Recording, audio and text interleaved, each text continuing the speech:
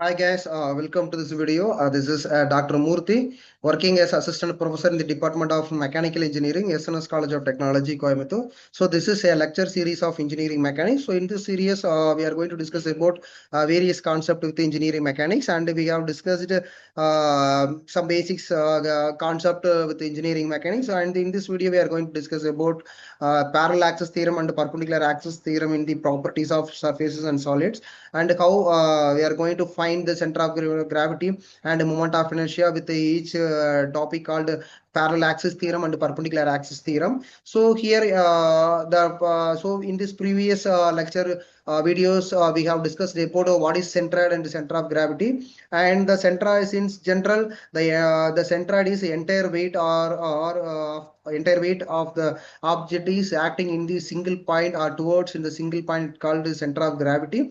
And here we have discussed about different formulas and different concepts with how we are going to find the centroid and center of gravity of different shapes, like square, rectangle, circle, hexagon, pentagon. And we have already discussed the centroid and center of gravity. So here we have different theorems called parallel axis and perpendicular axis theorem, and how it going to use to find the moment of inertia of the object. See, in general, the moment of inertia is the moment of inertia of an area about any parallel axis to its centroidal axis is equal to the moment of inertia about a centroidal axis plus the product of area and the square of the distance between the two axes. So this is the definition, and with that concept oriented, in general, the moment of inertia is calculating with the summation of the moment of inertia about the centroidal axis and plus this the product of the area of the object and the square of the distance between the reference axis and the centroidal axis. So here this is what the formula explained: I equal to Ig plus A into D square, where I equal to moment of inertia about the reference axis, that is any chosen axis, or simply we can take it as a reference axis.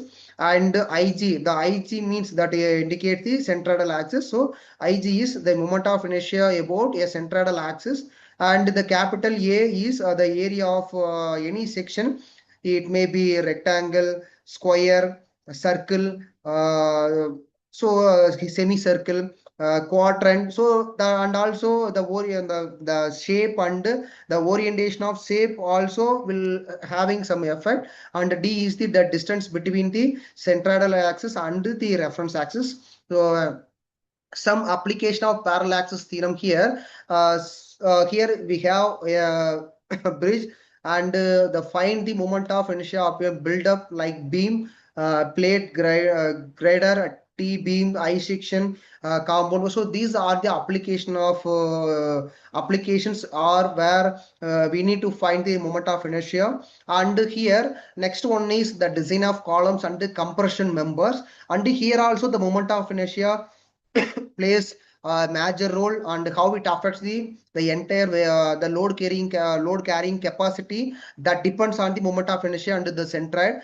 And here we have a different the applications and the different shape that in the first one we have the column with a straighter one, and the second one the column when the force is applied and the column is tends to buckle, and it also take as the buckling load, or so that column should have the capability or capacity to withstand the whatever the load is applying. The next So next one is another one. It is called as a thin walled and box section, and some other applications to find earthquake and wind load analysis, and if the earthquake and the heavy wind is acting, and how it going to affect the entire section, and how we are going to find the load carrying capacity with help of with help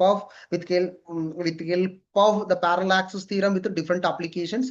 And the next one is the ship and for mariner application. And in the sea, then in on the ocean, the condition is always in it's never same in the always. So it is changing every second and condition, so that we need to find or the design of boat. should it should withstand whatever things should happen. And next one is the perpendicular axis theorem. It is simple one. The perpendicular axis theorem is the summation of two mutually perpendicular moment of inertia about two mutually perpendicular axis theorem, and these the summation acting or intersecting in the same point where the another moment of inertia or the third one that is in the z direction. So this is what the formula is. Iz is equal to ix plus iz, where Iz is the moment of inertia about axis on the z axis. Similarly, Ix and Iy are the moment of inertia in the x and y axis. Thank you.